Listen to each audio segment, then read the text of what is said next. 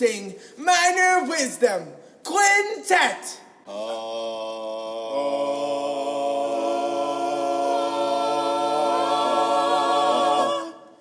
1, 2, a skidda-didda-doo. Minor Wisdom. What a big week. What a big week. We had TXETA start this week, and I want to talk about that in a little bit. I also went back to school. Don't have students yet, but we went back to school to start getting prepped and seeing what kind of things we had to do to make sure that we were being compliant with the CDC.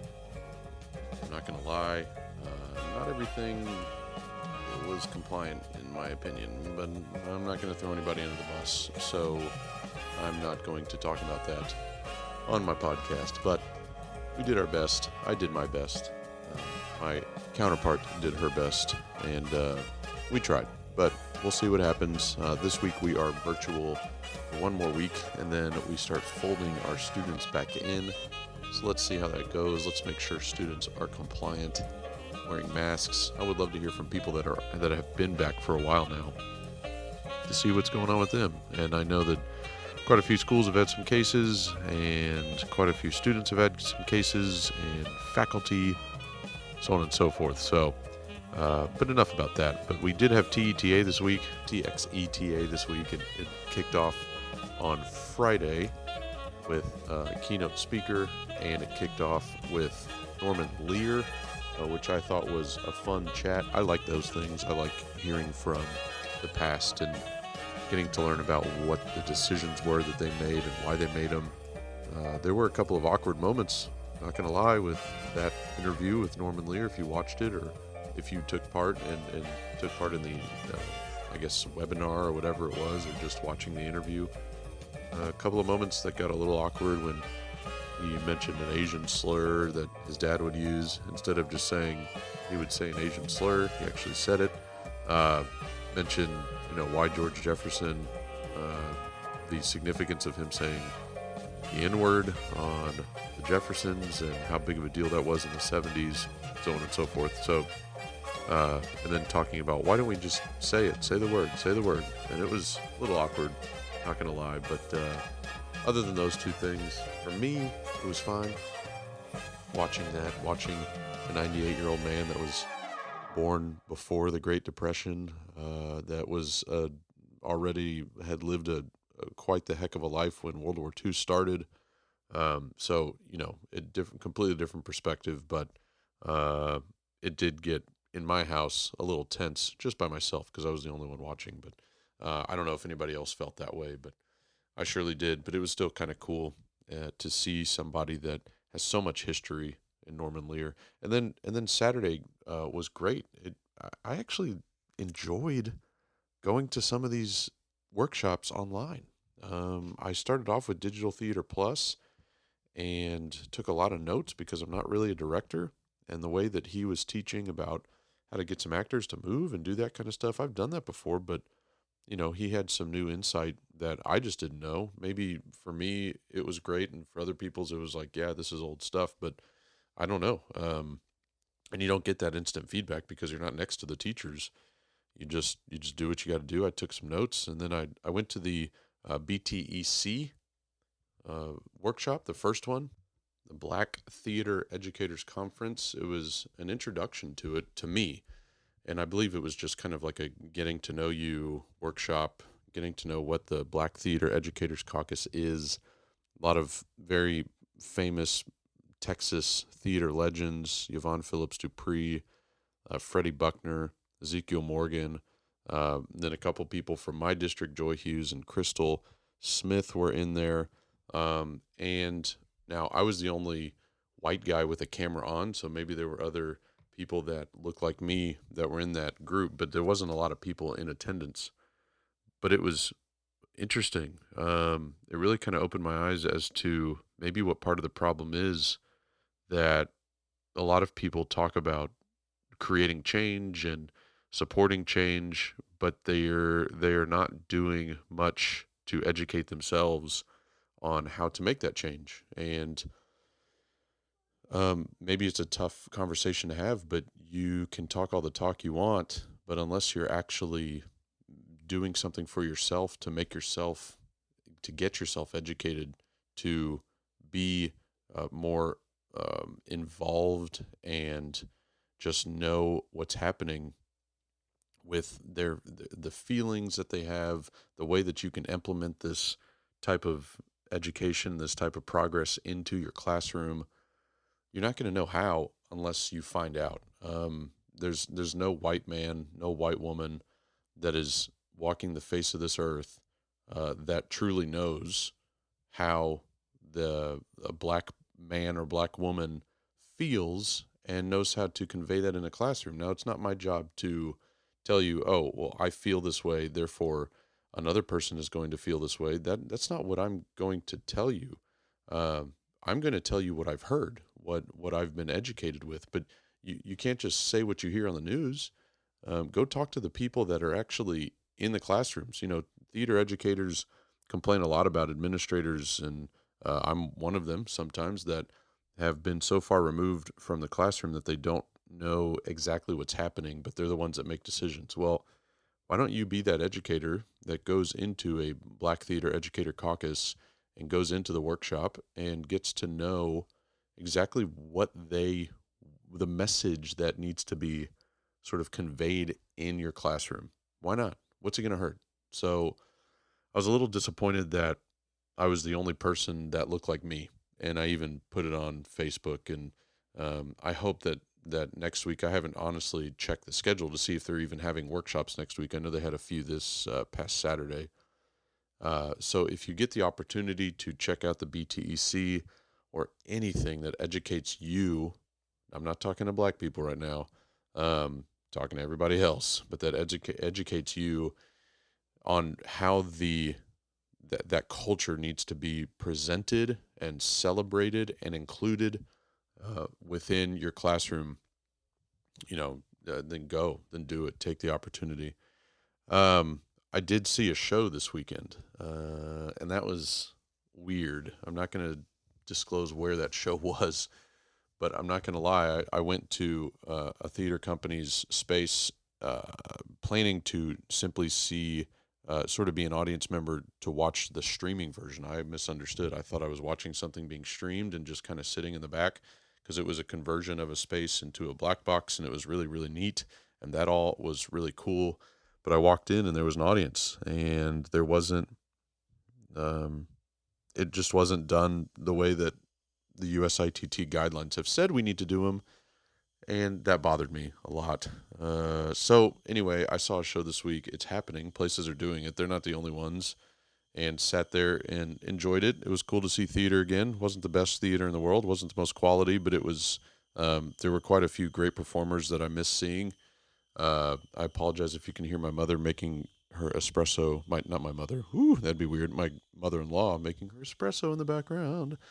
But that was fun. It was fun to see theater. The positive is it was like, eventually you get lost into it. So it was very simple, sort of a review, and nice to see people perform. I know that the people that were performing felt really good to actually do it. You could tell that they felt good to do it. Just hope that everybody stays safe and follows those guidelines when they do it.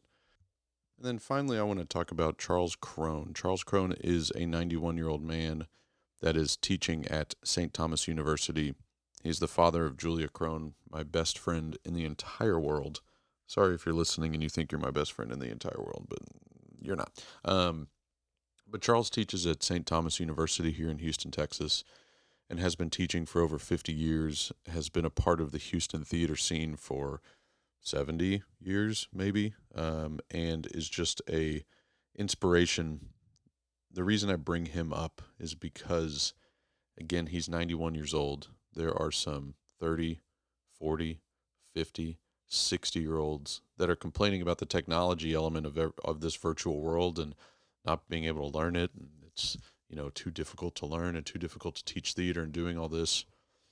Julia posted a picture of Charles on her Facebook page, and it blew up. It was an innocent post, and Julia doesn't post very much on Facebook. So when she posted it, I knew, in my head, I thought she'll get 300 likes. Well, it exploded. Ended up, as it stands now, it's got 64,000 likes or whatever, plus comments. It went on to local news. It went on to Good Morning America. And it's just awesome to see that, to see a man his age still doing what we all are supposed to love and be passionate about and not complain about it. He's just doing his work because he is so passionate about it and doesn't care how he does it, doesn't care how he gets the information to the students.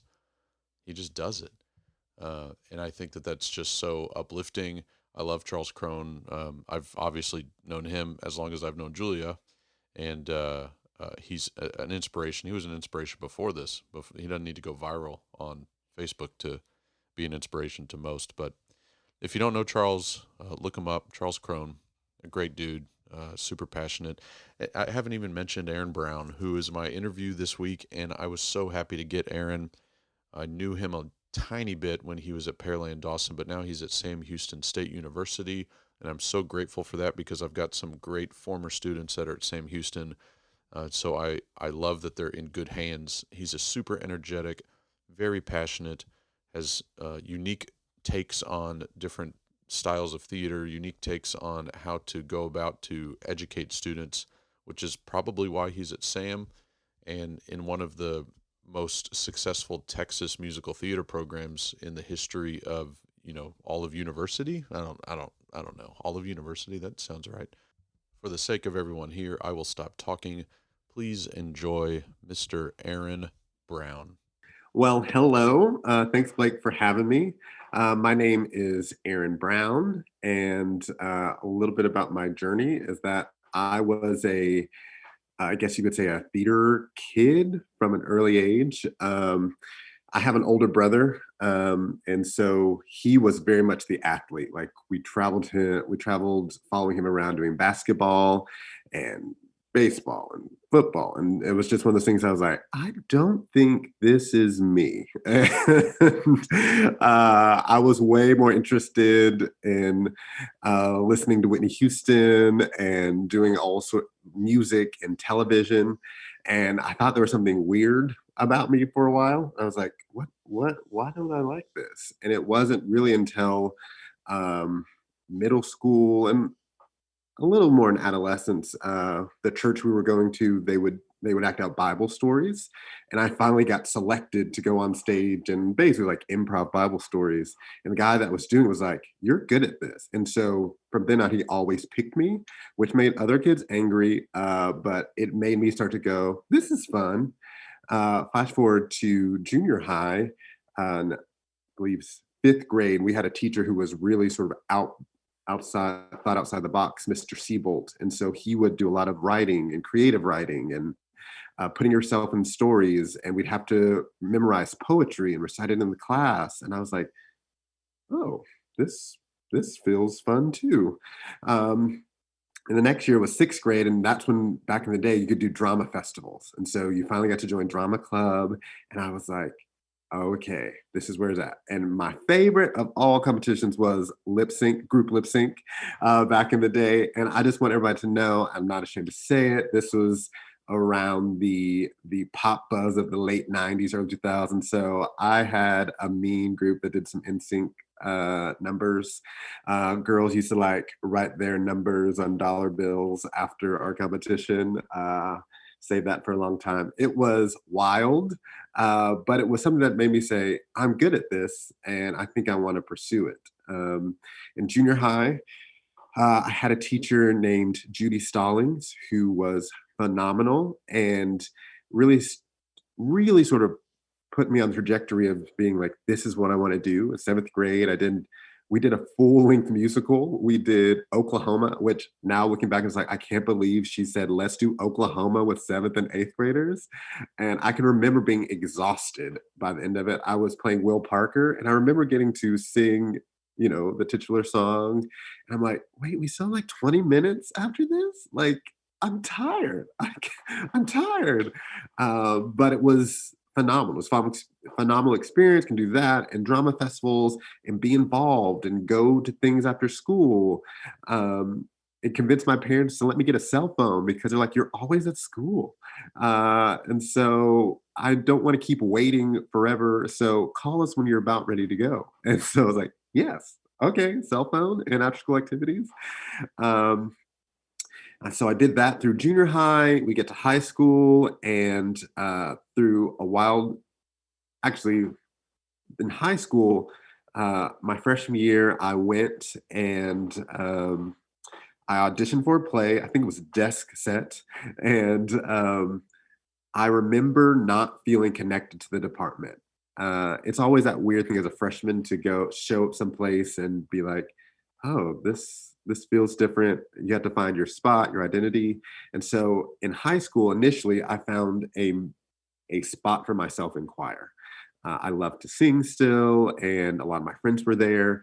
And to be honest, the department wasn't super welcoming. I remember, and I don't say this as a woe is me story, but as a um, something that I learned that I would never facilitate an environment like this in the future was we open desk set and we go to a we're going to IHOP sort of thing as all good theater clubs do. You have to find a place at 9:30 for a whole bunch of high school kids to go. And as a lowly freshman, me and a couple of freshmen were like, "Okay, we're going to go." They said it's for everybody. And I remember like going to an open seat and they're like, "Oh, you can't sit here." And then going to another open seat, "Oh, you can't sit here." And basically it was like the freshmen ridiculed to another side table over the one that had like 8 tables and 40 chairs or whatnot.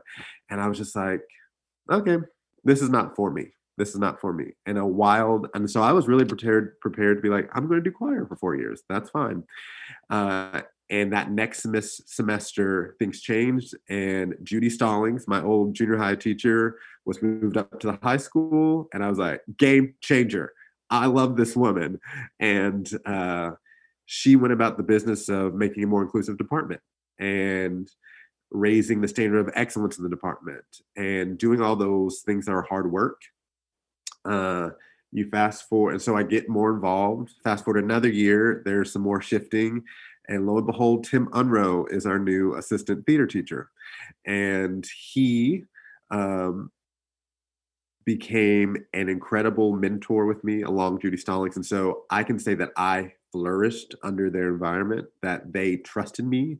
They allowed me to, they cast me in things. They didn't cast me in things. They allowed me to be an AD and sit in their office and sit in rehearsal rooms and listen to them talk about why they're doing what they're doing and what needs to happen next. And I can honestly remember being their assistant director and being and recognizing I have learned more in this show experience than any other show I've been in.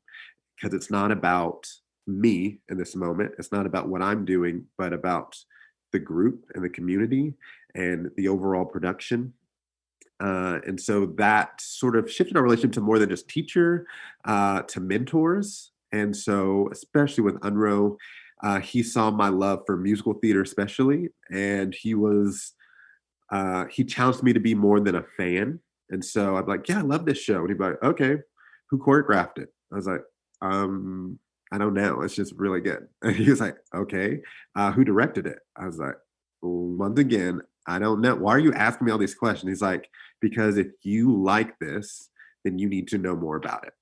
And so I remember giving me a homework assignment. He's like, "You need to go watch these shows and you need to research these." And I was like, but I did it. And I was like, "Oh." And we talked about the style of Michael Kidd choreography and Bennett choreography and Chorus Line and Dreamgirls. And he introduced me to shows that had black leads. That wasn't something that was really happening in my school. It was predominantly white. And so he's like, "You need to know this show. Do you know who Gregory Hines is? Do you know about Brian Stokes Mitchell and Audra McDonald?" I was like, breaking my heart listening to Parade and being like, I had no idea this existed. While everybody else is jamming on Hairspray and Wicked, which I loved, he was giving me the deep dive, and I was into Parade and watching bootlegs of Audra McDonald and Bryce Hooks Mitchell sing Wheels of a Dream and like changing my life in a way. But still, we all praise Queen Audra. But I was just like, I remember as a kid being like, I have never seen this before. It led me so much to show that like I was on a Brian Stokes Mitchell obsession. And so when it came time to start looking for schools, Unruh was like, you should email him. I was like, what are you talking about? He's Brian Stokes Mitchell. We have to say all three names. I can't just email him. He's like, I met him once. We emailed a while. And so I was like, fine. Sure enough, I email him. He's like, so good to hear from you, Aaron. I was like asking about what school he went to. He's like, I actually didn't go to school. I wish I had. This was my path. Like we emailed 2 or 3 times. And I was like, Brian Stokes Mitchell emailed me. This was so crazy. And so it all led to Unruh and Miss Stallings being very much like, you're talented. It's more than that. It's also work. And you need to go do that work. And so when it came time to go to school, I was like, where should I go? I want to study musical theater. That's my passion. And so a series of events and talking to Unruh's wife, Amy Unruh, who grew up in Oklahoma, they're like, OCU has a great program. You should consider going there. And so I do all the stuff, and I did their like early audition in November. And it was going to be expensive to fly up there for a day and come back. My parents were like, oh, wow. Okay. I was like, listen, I'm an adult. I'll fly up there, get a cab, audition, get a cab back. They're like, my mom was like, what are you talking about? You're going to college with my baby. I was like, yeah, but it's an audition and it's one day. I'm not going to spend the night somewhere. I can get to the airport to a college and back. And so my mom was terrified, but that was what we did. I auditioned for a day. And I remember being terrified because you go into these little practice rooms to like warm up. And, I knew nothing about this. My brother had done basketball in college. And so like, this was so different for our family and prepping for this. And I should say, by the way, it took my junior year, I played the lead in That Funny Thing Happened Away the Forum. And that was when I was like, this is what I have to do. This is my path. And it took them a full year from my junior year to senior year to let me go to musical theater school. They were like, no, business. No. And it took them a year seeing me in that show and a year of me keep talking about it going, okay, we get that this is for you. And I say that because in a lot of communities of color, that's not something that happens. And we have seen how auditions and different things like that have hurt pockets of representation, especially in the arts. And so I consider myself extremely blessed that my parents saw possibilities and in me and in this future. And so it was a big deal that they let me do this. But walking in this practice room, this guy next to me comes out in this like wailing in this opera. And I was like, what am I doing? And it wasn't until later I realized, oh, they have grad students. That wasn't another 17-year-old kid. That was a 23-year-old man singing next to me. But lo and behold, December, we were coming back from we went to go see a play as a department, and I got an email that said, congratulations, you were accepted. And I was like, yes, done with the college search. I auditioned for one school. It was the school I wanted to get into, and that's where I went. Studied there for 4 years. I kept up my relationship with Unruh and Stallings, and when it became time for the end, I was like, I just don't know what I want to do. I like the stability of a paycheck. I had done some shows, and I was like, I'd gotten into the student production company at OCU, and I was like, I really like directing. It's fun. I enjoy the challenge and the growth we see in the students. And Unruh was like, that's what teachers do. And I was like, I'm not going to be a teacher. Nice try. Fast forward a year, and I get hired to work at Dawson High School with him. And so, and Kevin George, we were a team for a year. And then Kevin George got a job at Sam Rayburn, and it was Unruh and I worked there with him for 6 years. And it was an incredible time of growth and a weird time for our relationship. We went from like student, teacher, mentor to friend after graduating from college to colleagues. And that is a lot of relationship navigating. But it has been great. He's still one of my best friends today. He was in my wedding. We talk all the time. He brought my daughter her first kite, and now we have to go fly that all the time. And so, but with our working relationship, it was so much a team effort, and not just us. It was cool to be, he had already started Dawson. Dawson was in its 3rd year, I think, and they had already had success in a lot of different ways. The students he had, the caliber they had, their UIL success, their their program success within the community. It was incredible. And so my first year there was their first year in the new building. And so, I was always up for bigger and better. So he's like, yeah, our first show is going to be Beauty and the Beast in a new building. And it's like, oh, okay, yay. But anybody that's moved into a new building, you don't know anything about that building. And so that was a lot of late nights. I remember like we finished a rehearsal. He's like, okay, we got to record lights. I was like, it's 10:30 p.m. It's like, yeah.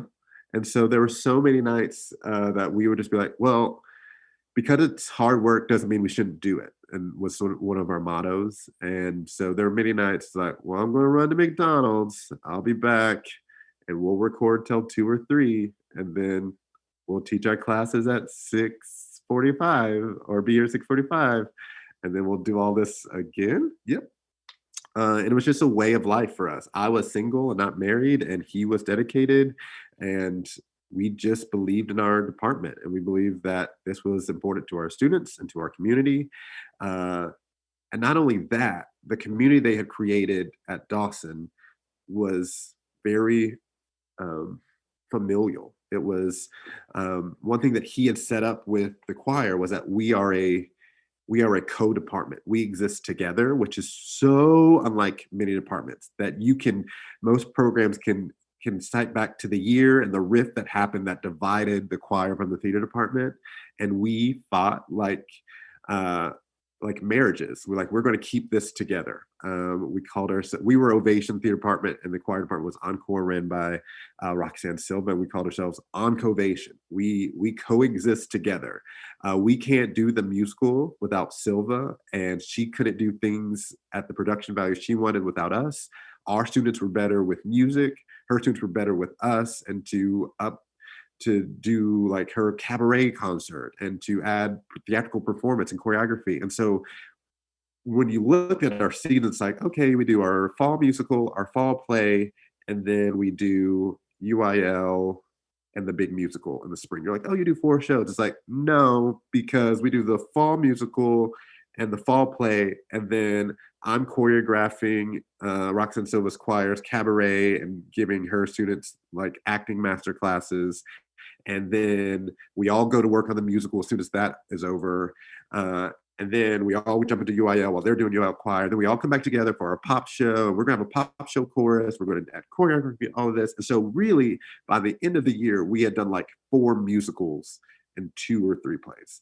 And it wasn't until later that we realized that was crazy. It wasn't until we talked to other people like, we don't do that. Why are you guys doing that? And we're like, is that weird? But we just loved musicals so much, and our students loved that bass, our community loved that bass, and it worked for us. It was what we loved, is aesthetically and artistically challenging. So we did that for 6 years. We did that with we obviously had success with UIL and growing in that area, and it was crazy to see Unro style with UIL and my sort of aesthetic and how we fused that together to go, well, what do we need to do? How do we grow? How do we get out of region? And eventually, I think my 3rd year there, I worked there for 6 years. My first 3 years, region, years 4, 5, 6, state. And so it was an incredible, blessed time. We recognized the fact that we got to go to region at any point was a miracle.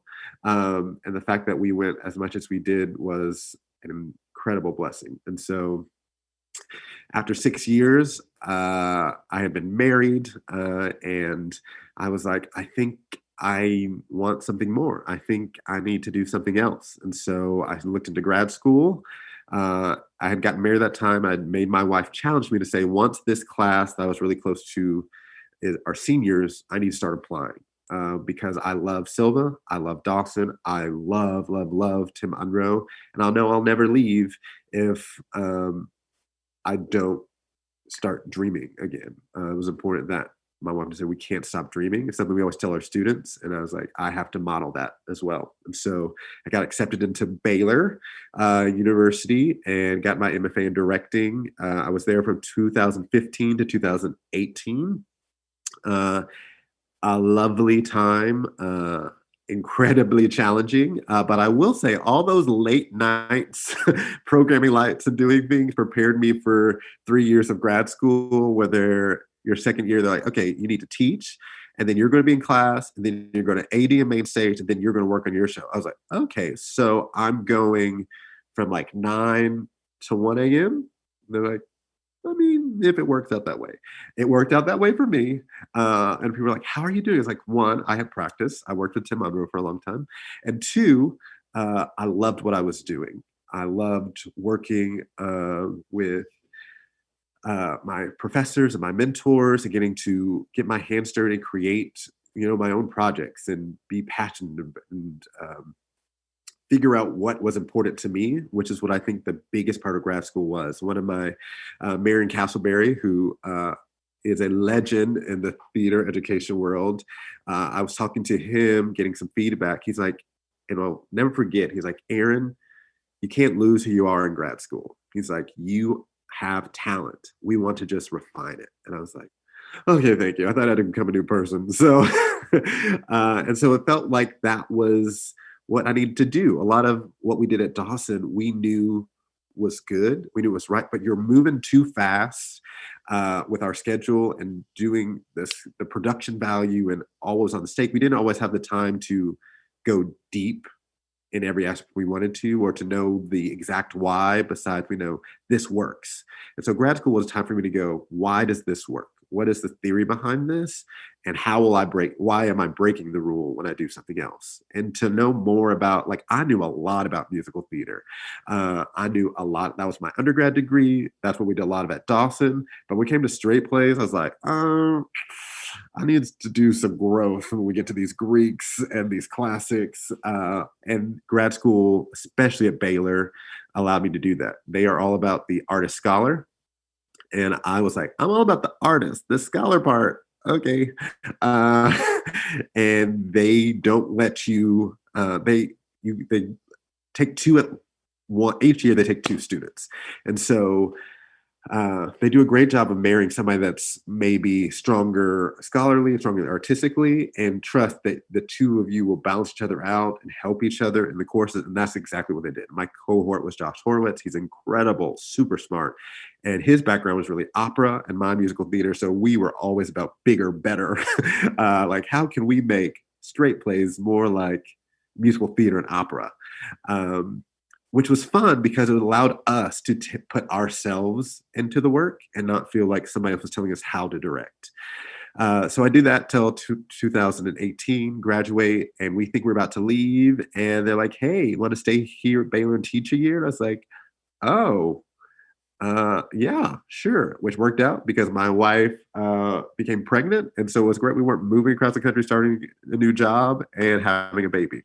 So we had our second child, and I stayed there for a year. And I was like, okay, same thing with my wife. It's like, I told her after a year, I need to go. I can't stay in the Baylor bubble because it's comfortable. And I love the Baylor University Theater Department, and can't say enough about them and their faculty and what they meant to me and my family. And so, but I need to go. I need to go be a grown-up someplace. So I applied all over the place looking for a job, and I am now currently working at Sam Houston State University, and I teach directing and assistant professor there, doing directing, beginning acting, voice one, and some other courses, and I love it. They are a great program. It's a great marriage of Baylor and what I liked at Dawson, and they are a killer program. The caliber of students they have there is incredible. And as much as I love Baylor, I enjoy the diversity that I have at Sam Houston State University. And so it's been beautiful. It's been a fun experience, and that's what I'm doing now. Awesome. That's the outline story. Do you have former students at Sam like that were at Dawson with you? It is weird. My last year, I had one that I was really close to that year I left. He was one of that senior class, so he was a senior at Sam when I got there, and I have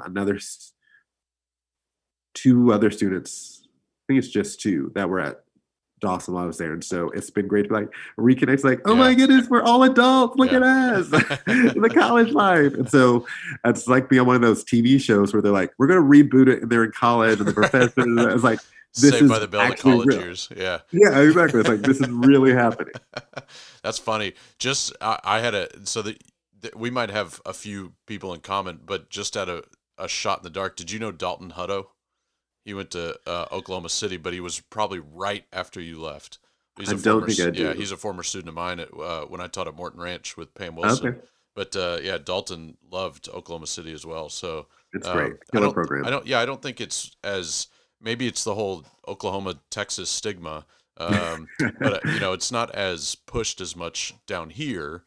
I know that there are people that know about it, obviously, but I feel like Oklahoma City isn't underrated. It's just not well known down here as well known as in other places.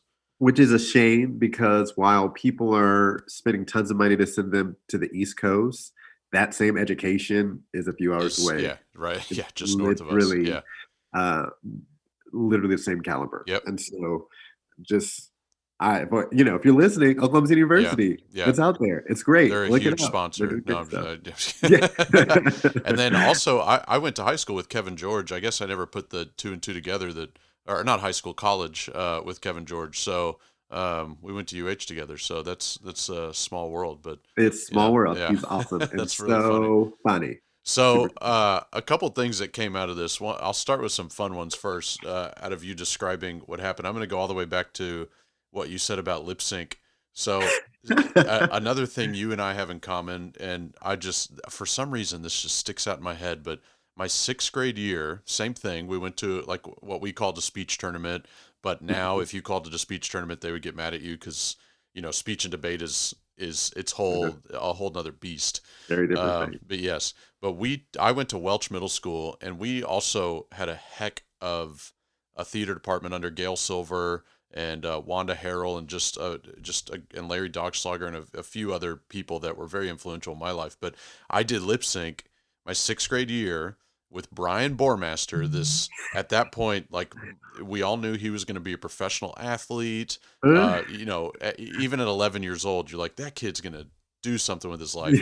So they paired me with him, this nerdy little Jewish white kid. And we did Respect. We sang as a duet. We lip sync to Respect, and we put on wigs, and we had black, like, skin tight dresses, and they gave us heels to wear, and we ended up winning. And I don't know if we won because we were good.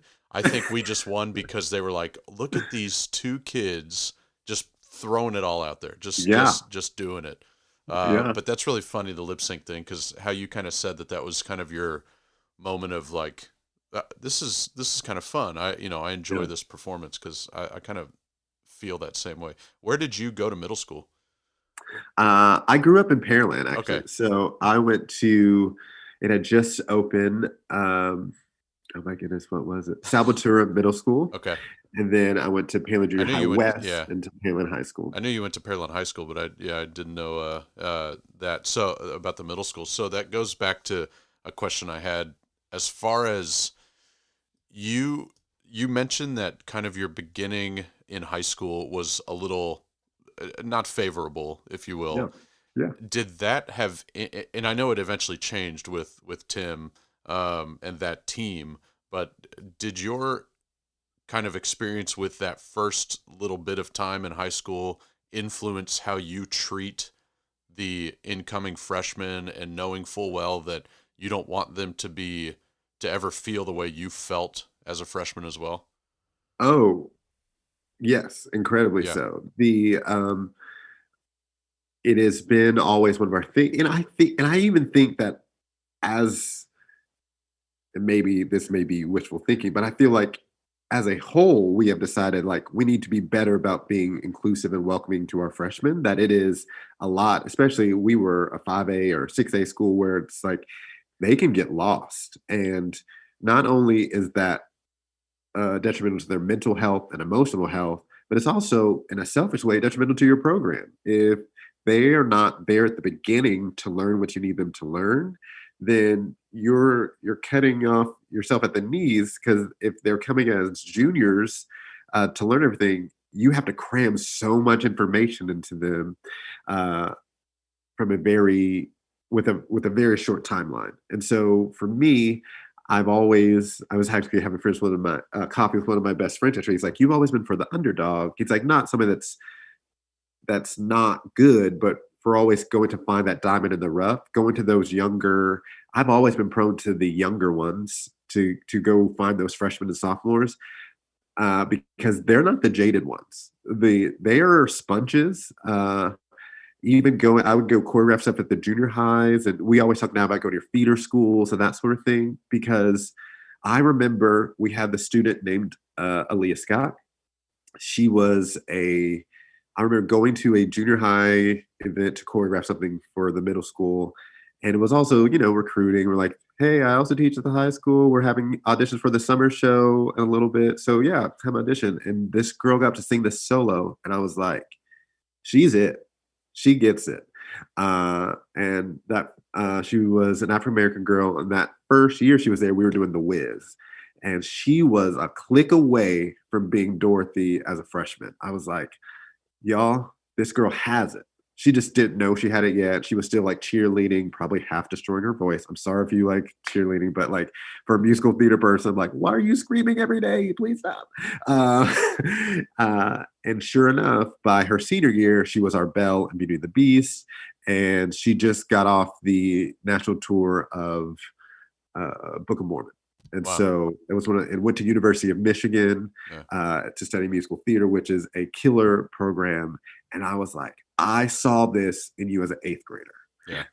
And that's my point. It was like, we can't just be like, they're freshmen, we'll get to them later.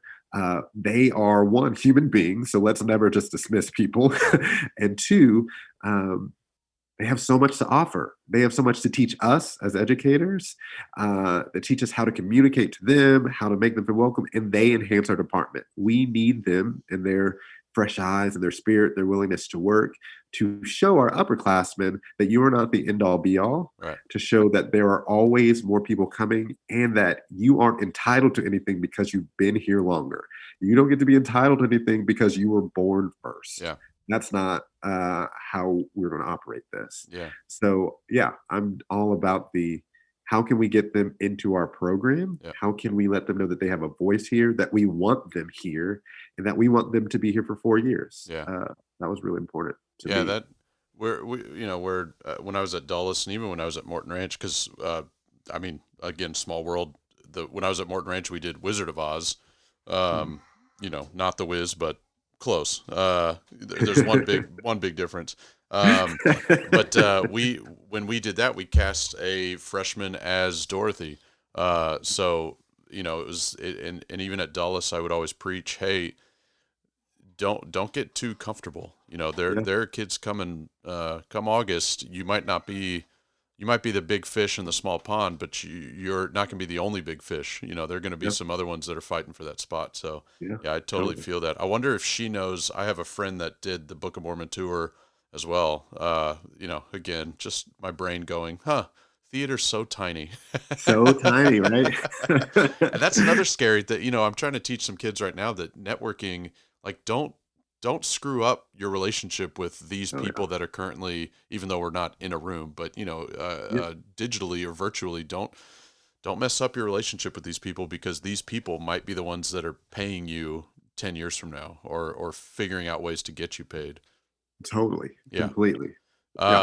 So, and that also goes to the point of, speaking of somebody going back to work with their mentor, you touched on it about how your relationship kind of shifted from teacher mentor to a friend to then a colleague.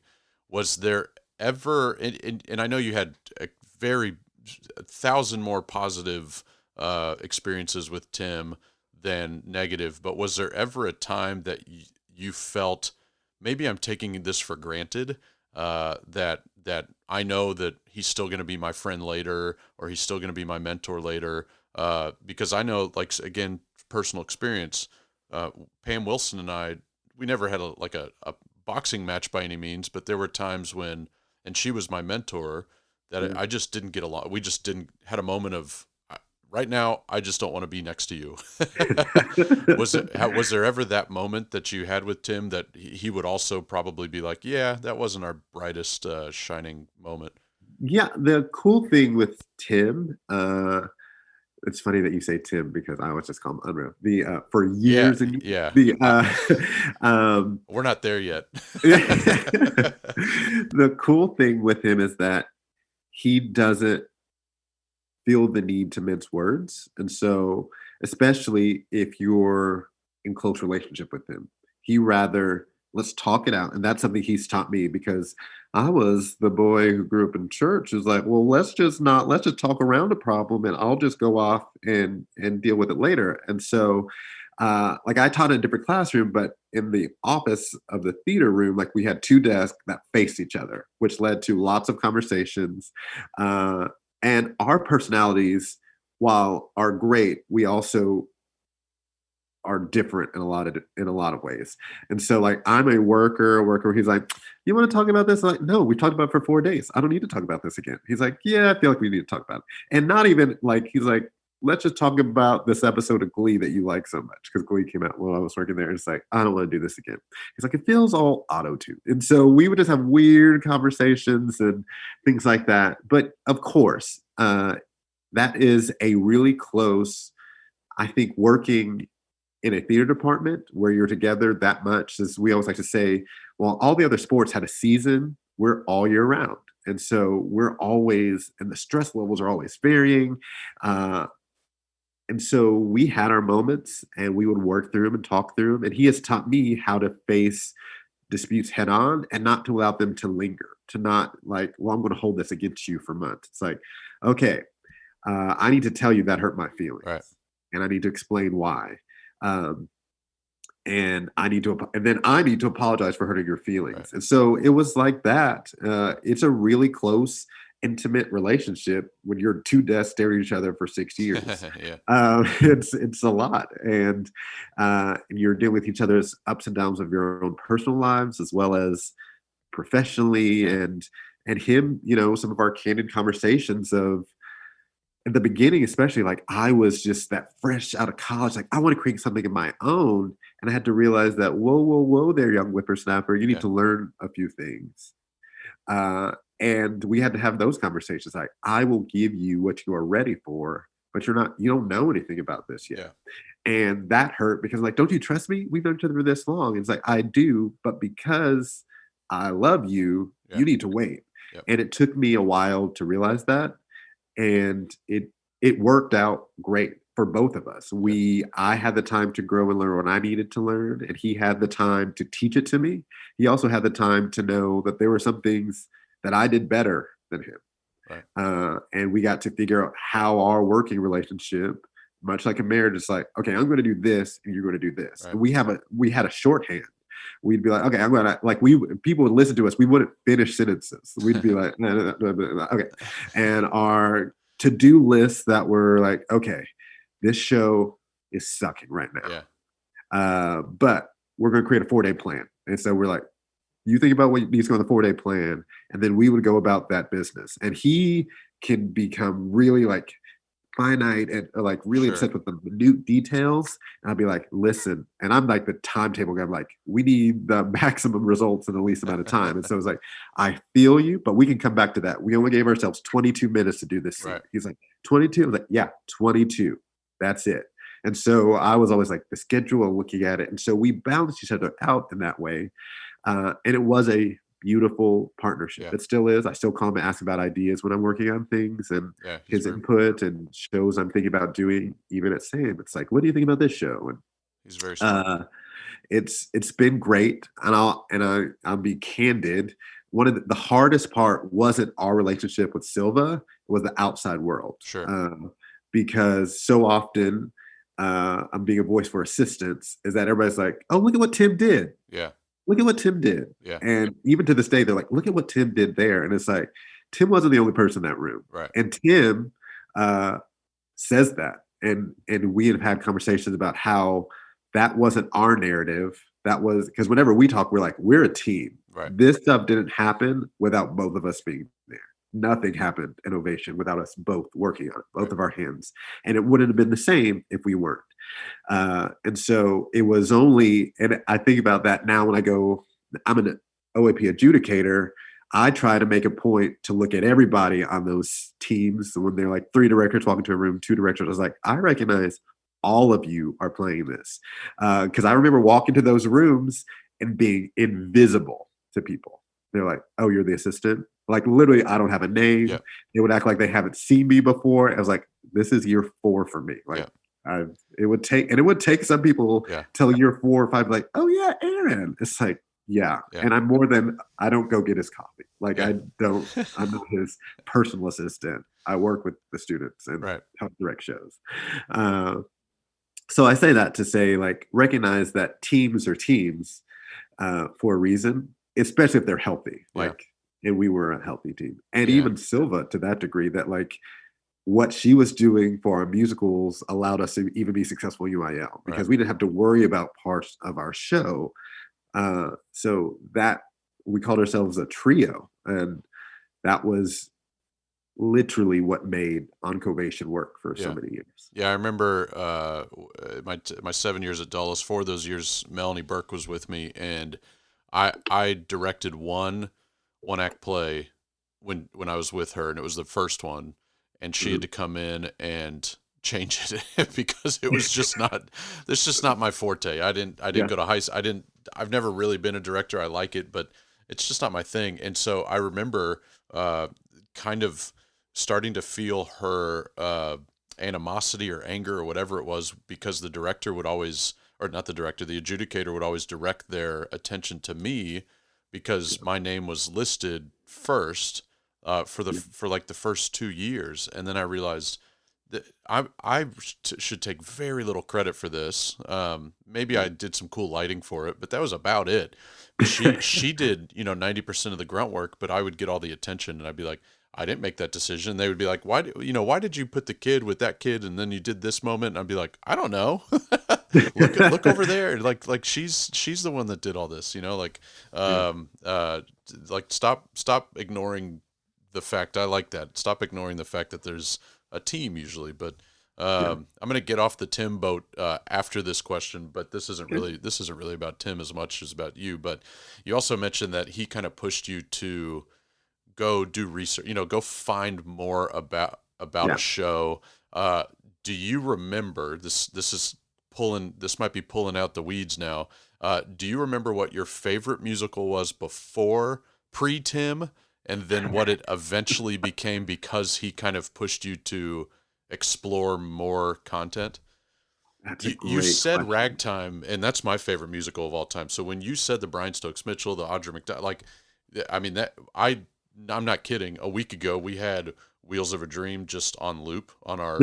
I can't say on what, because then she'll say something to me like I gotcha. The ALEXA. But anyway, that's our jam. I mean, both my wife and I just adore that musical. But go back to the question. I was trying to stall to give you some time to think about it. I appreciate the stalling. What was interesting was I had choreographed the junior high show as a student, and they had given me a gift card to like Barnes and Noble for choreographing the show. And so the first 2 cast albums I ever bought were Hairspray and Wicked, which I'm like, they're still good choices to this day. And so probably one of those. And side note, like we took a trip to New York, and we got to pick one of our shows, and I convinced Unro, I was like, let's go see Wicked. It was the year it came out. So before it won its Tony, we saw the original cast, he and I, and that was one of the most special moments I've ever had. There's my first trip to New York City. We got to see it. And so probably Wicked, maybe Hairspray was one of my favorite shows. And afterwards, I'd probably say, like, I was already on Ragtime, but Parade was the one that made me go, there's more to this musical theater thing than I thought. Right. Because it was so smartly done and so dark. Like, obviously, Ragtime is dark too, but it's so epic Yeah. and still sort of hope filled, and you don't get that in Parade. So Right. I think listening to Parade and just being wrecked at the end of it, I was like, oh, Have you done Parade? I have not. It is on my list. Like I keep a running list of shows to do, and it is on that list. Right now, I'm like 2020 is too heavy. It's got to go to the back burner. Right. Yeah. I need to do some hairsprays and Yeah. some hopeful things for the world. Sure. before Yeah. we Parade get- might be might be a little bit much right Yeah. now. Yeah, So that's that's- funny. So you mentioned that you emailed Brian Stokes Mitchell. One of the things we're doing right now in Fort Bend is doing an artist spotlight every week, focusing cool. on a BIPOC, LGBTQ, Asian, Indian, just Super cool. everything that's not white male, right?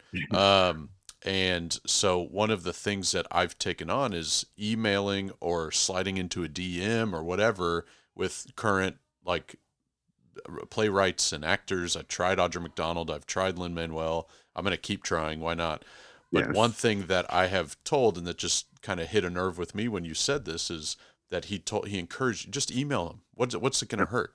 Yep. So I'm trying to get my students right now to say, if you want to learn more about these people, the ones that are living, obviously, I mean, don't email Lorraine Hansberry, unfortunately, but if you want to get a hold of these people, now's the best time ever, like to try to just don't harass them literally, but in a kind of figurative way. If you want to get to know more about these people, do it. So what was that moment like? Because I kind of want to play this for my students and be like, look, this can happen. And when you got a response from him, were you kind of like checking to see if like, did I email the right, is this spam? Like what, did you, Like it was one of those like, it wasn't obviously immediately. He's actually a busy person. But I remember when I got it, I was like, ah, like screaming like that ecstatic, like grinning from ears, like Brian Stokes Mitchell emailed me. And it was what was so cool is like, it wasn't a one line, like, oh, I'm sorry, I didn't go to school. Best of luck. Like it was a thoughtful response. And I responded, and I think he responded again. And so it was encouraging because he was everything I wanted to be. I mean, still is, let's be honest. He's incredible. And for me to see this African-American male who I loved him on Ragtime. And I remember watching the Tony Awards when he sang The Impossible Dream and being like, yes, everything you are. Yes. And feeling in my spirit, like, this is what I needed to see to know that it's okay for me to go study musical theater, that representation matters. That was something that we talked about at Dawson, how we would diversify our stage to look more like our school demographic. And it's still the battle I fight when I'm directing professionally, when I'm, casting shows at SAM. It's something that really we all should think about. Right. I think there was one time we walked into a one-act play competition and somebody said, oh, this must be Dawson. It's so diverse. And it was one of those offhanded sort of comments that I'm sure they meant jokingly, but I was like, you're right. Yeah. And thank you. Yeah. Because while you try to say it as a joke or as something ridiculous, we're like, we actually represent the way the world should look. Yeah. And your stage could look like this if you put some work into it. Yeah. That's a little bit of shade, but if you're going to be dismissive of representation, I don't have time for you. Right. 100%. No. Yeah. I mean, that's everybody. Hopefully everybody, if they don't know that, learns to know that, or eventually grows into that. So I'm going to wrap up with this question, and I want it to turn into advice. Okay. So we'll see how this goes. Okay. So I just had a conversation yesterday with another teacher, somebody in my district who is highly respected, one of the best middle school teachers I think you'll ever find in this state, at least. And my wife is a middle school teacher, and I think the world of her as well. So, but it wasn't my wife. And we were talking about how they were raised in high school to believe that the only way you're going to learn about theater is by doing it on stage, by being in a show. Okay. Yeah. She is the opposite now because of that. She's a phenomenal classroom teacher, Yeah. and gets lots of results from kids, very successful students that go on to high school and beyond, um, but doesn't put on the big, badass, amazing productions Yeah. like she was taught in high school. Yeah. So her mindset has changed. So for you, you mentioned earlier, and this is why I asked this. You mentioned earlier that you were in quite a few shows, and I don't think anybody could argue that that you won't learn anything by doing. I don't think that's the argument. But is there a place to learn how to do theater the right way in the classroom and never step foot on a stage on the middle school and high school level? Now, not college, because I know college is different. But in the middle school and high school world, do you think that a student could leave a program never having done a show, but still being a successful theater kid in college and beyond? That is an interesting question. It's a rabbit Um, hole for sure. it is.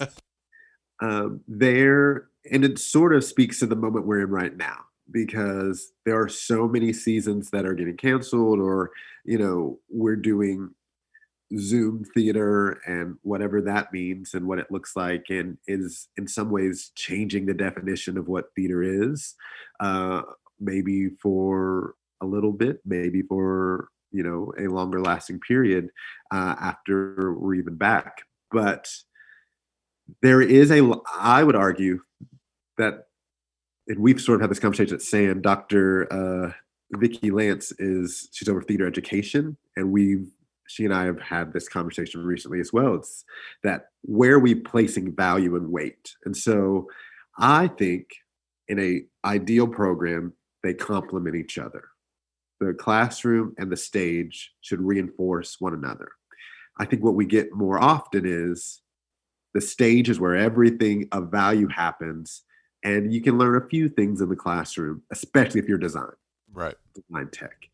But if you're a performer, the stage is where everything happens. Yeah. And I think that creates an unhealthy attitude, and it belittles and narrows the view of what theater actually is, because theater then only becomes performance. Right. And we leave out theater criticism. We leave out understanding who these playwrights are, play analysis, which I would actually argue is the most important thing we can teach a performer or a designer.